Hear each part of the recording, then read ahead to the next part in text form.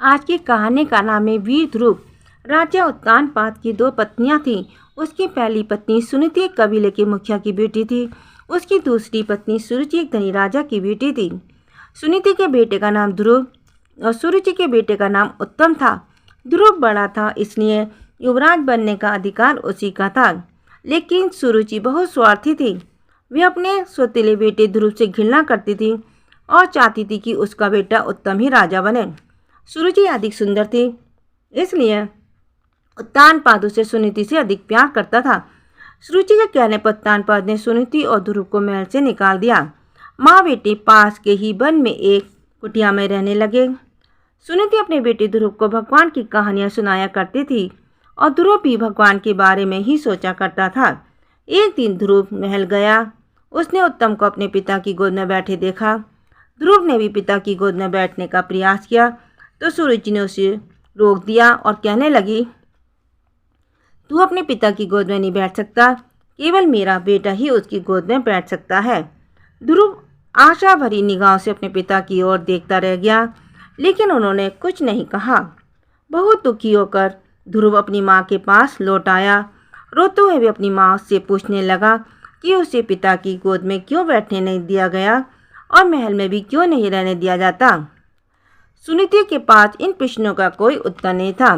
ध्रुव कहने लगा, तुमने मुझे बताया था कि भगवान बहुत अच्छे हैं और जो उनकी पूजा करते हैं वे उनकी सहायता भी करते हैं। मैं जाकर भगवान से मिलूंगा, वे निश्चित ही मेरा अधिकार मुझे दिलाएंगे। ध्रुव ने वन जाकर तपस्या करने का प्रण किया। वन में उसकी भेंट नारद मुनि से हुई। 5 साल के बच्चे को वन में कठिनाइयाँ झेलते देख नारद को चिंता होने लगी। उन्होंने ध्रुव को समझाने की कोशिश की कि वे वन में हिंसक जानवर उसे खा जाएंगे। ध्रुव अपने निर्णय पर अड़ा रहा। उसके संकल्प से प्रसन्न होकर नारद ने उसे वन में अपनी सुरक्षा के तरीके सिखा दिए। उन्होंने उसे ओम नमो भगवते वासुदेवाय मंत्र भी सिखा दिया, जिसका जाप करके वे विष्णु को प्रसन्न कर सकता था। कई महीनों तक ध्रुव वन में तपस्या करता रहा और कई तरह की कठिनाइयों का सामना करता रहा। उसने भोजन का भी त्याग कर दिया।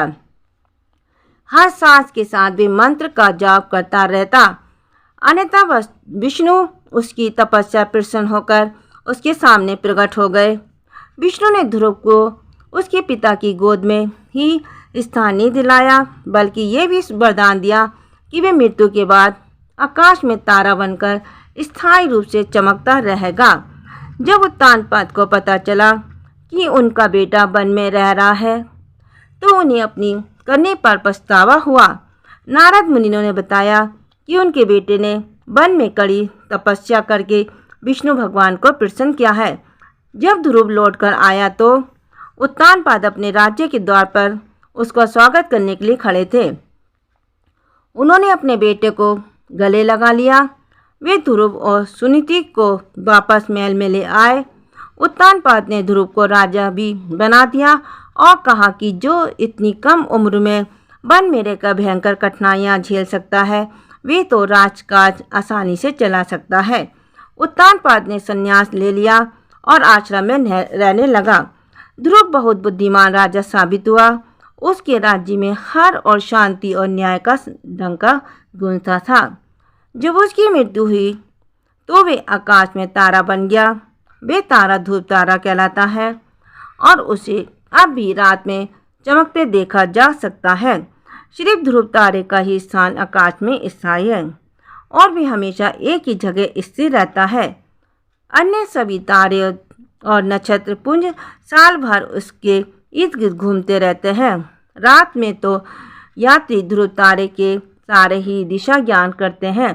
प्लीज़ मेरी कहानी को लाइक कीजिए, शेयर कीजिए, सब्सक्राइब कीजिए, कमेंट कीजिए। Thank you.